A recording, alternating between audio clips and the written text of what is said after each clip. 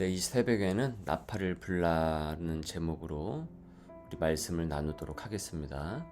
60만 명이 넘는 대군을 통솔을 하고 총 200여만 명의 이 출애굽 대집단이 이제 질서대로 이동을 하기 위해서 이제 나팔이 사용이 되고 있습니다. 회중을 소집하고 진영이 출발을 할 때 은 나팔이 사용이 됩니다. 이는 하나님의 절대 명령이죠. 나팔 2개를 불면은 온 회중이 회막문 앞으로 모입니다. 하나만 불 때는 천부장 지휘관들이 모이고 크게 불면 동쪽 진영들이 행진을 합니다. 두 번째로 크게 불면 남쪽 진영들이 행진을 하고 회중을 모을 때는 나팔 소리가 그보다 크지 않고 다소 약하게 불러야 합니다. 그러니까 이 강약 조절을 이 나팔 부는 이는 잘 조절을 할 수 있어야 되고 또 잘 불어야 되겠죠.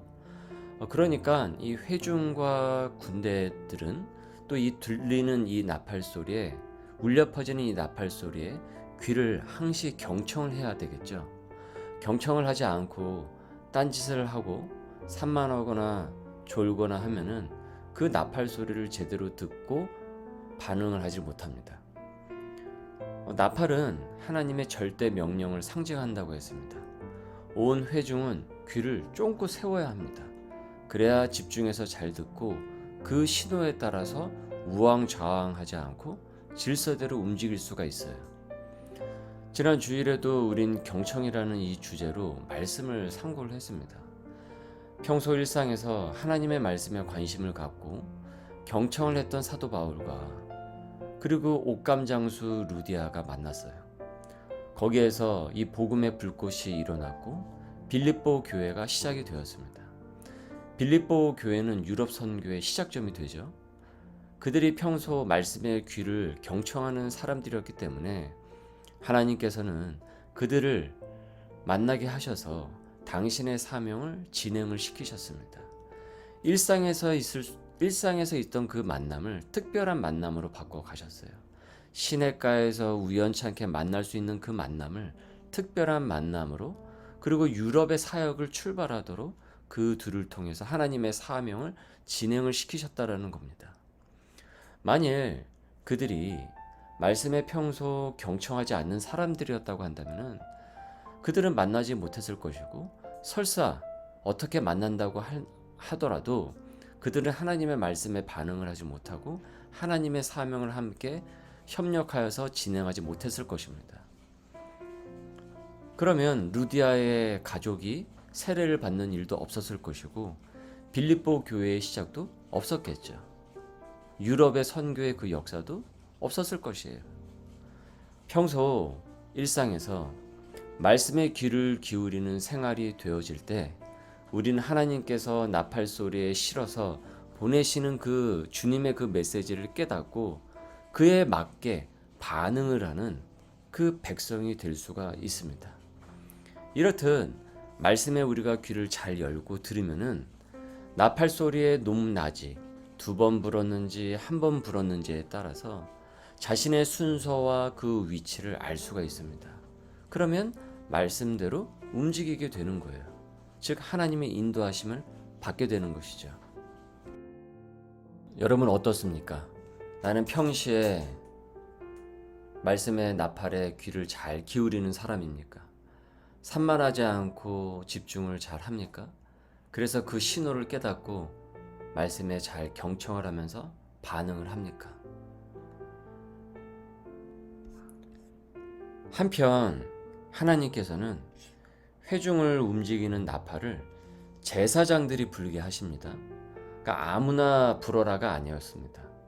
정해진 그 담당자인 제사장을 세워서 불게 하셨어요. 아무나 자기 마음대로 만약 나팔을 불게 되면은 그럼 어떤 일이 벌어질까요?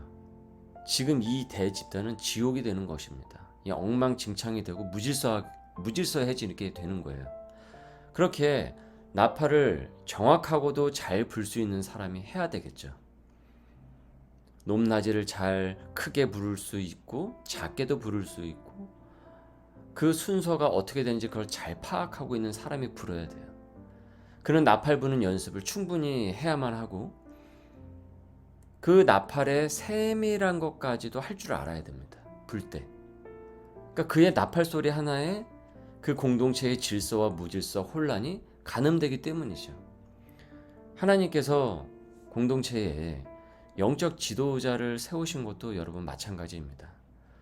충분히 말씀의 인내에 그 훈련을 받은 영적 지도자로 하여금 당신의 말씀의 그 나팔을 불게 하신다라는 것이죠.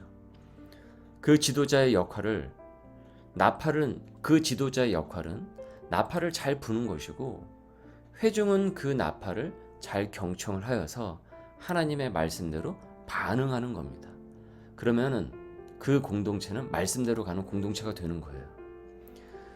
주님이 세우신 영적 지도자 부는 그 나팔 소리에 우리가 귀를 잘 기울이고 순종을 할 때 나와 나의 가정 그리고 하고 있는 그 일, 그 공동체에 주님의 그 질서와 화평이 임하게 되는 것입니다. 말씀의 질문입니다. 하나님의 나팔 소리에 따라 오늘 내가 있어야 할 자리는 어디입니까? 나는 무엇을 해야 되겠습니까? 내가 정말 잘 귀를 기울이고 협조해서 따라가야 할 그 지도자의 나팔 소리는 무엇이었습니까? 그래서 그 나팔 소리대로 나는 내 생활 가운데서 이를 잘 적용을 하고 있습니까? 이어서 마지막으로 9절을 보니까 침략자들의 대항을 할 때는 비상나팔을 부른데 크게 불라라고 말씀을 했습니다. 그러니까 회중이 이 적의 동향에 속수무책으로 당하지 않고 나팔을 크게 불면서 일사불란하게 대응하라라는 것이죠. 그러니까 성도가 영적 싸움에서 지지 않고 후퇴하지 않고 겁먹지 않고 이 교회가 영적 싸움에서 지지 않으려면 그래서 이 마귀의 괴유를 부수기 위해서는 우린 기도의 소리 그리고 말씀의 소리를 용감하게 크게 낼 수 있어야 된다는 거예요. 그 기도가 방패 기도가 되고요. 그 말씀이 검이 되어서 우리에게 영적인 승리를 가져다 주기 때문입니다. 그렇게 함께 모여서 기도를 하고 함께 말씀을 상고하는 공동체는 여러분 강한 공동체입니다. 예배를 소중히 여기고 예배 후에 말씀을 함께 나누는 것은 우리가 하나님의 힘을 입어서 강해지는 그 비결이에요. 그러니 여러분 적극적으로 기도의 그 자리에 말씀의 자리에 함께 하십시오. 하나님의 힘을 입어서 우리를 강하게 하시고 곰핍함으로부터 우리를 지켜주시고 지혜를 주십니다. 9절을 다시 한번 보십시오. 또 너희 땅에서 너희가 자기를 압박하는 그 대적을 치러 나갈 때에는 나팔을 크게 불지니 그리하면 너희 하나님 여호와가 너희를 기억을 하고 그 나팔 소리를 부는 그 백성들을 기억을 하고 너희를 너희의 대적에게서 구원하시리라. 이 말씀처럼 우리가 주 앞에 기도의 소리로 말씀의 소리로 나아갈 때 주님께서는 우리의 하나님이 되어 주셔서 전쟁은 하나님께 속한 것이니 하면서 그 전쟁을 승리케 해 주신다고 합니다. 오늘도 우리가 함께 같이 상고한 이 말씀들을 재차 여러분 큐티 노트에 상고를 하시면서 주님의 이 공동체에서 울리는 이 나팔 소리를 잘 경청하여서 성령의 그 능력을 입는 우리 소명의 식구들 될 수 있기를 주님의 이름으로 소망합니다. 은혜가 많으신 주님, 우리 소명의 공동체의 나팔로 우리를 부르신 주님, 은 나팔로 울려 퍼지는 주의 명령을 따라 잘 모이고 행진하여서 주님의 뜻을 이루어가도록 인도하여 주옵소서. 행여 불충성하여 건성으로 산만하여 졸다가 주님의 나팔 소리를 제대로 듣지 못하는 일이 없도록 나의 영을 깨워 주시옵소서. 공동체에 세운 지도자의 나팔 소리를 함께 잘 듣고 지도자는 나팔 소리를 잘 불어서 주께 순종을 잘하고 내가 있어야 할 자리와 가야 할 때를 분별할 수 있도록 인도하여 주옵소서. 함께 기도하여 방패를 튼튼히 하고 함께 말씀을 상고하여 검을 날카롭게 하여서 사단과의 영적 싸움에서 지지 않고 승리하도록 오늘도 우리와 함께하여 주옵소서. 감사하며 예수님의 이름으로 기도드립니다. 아멘.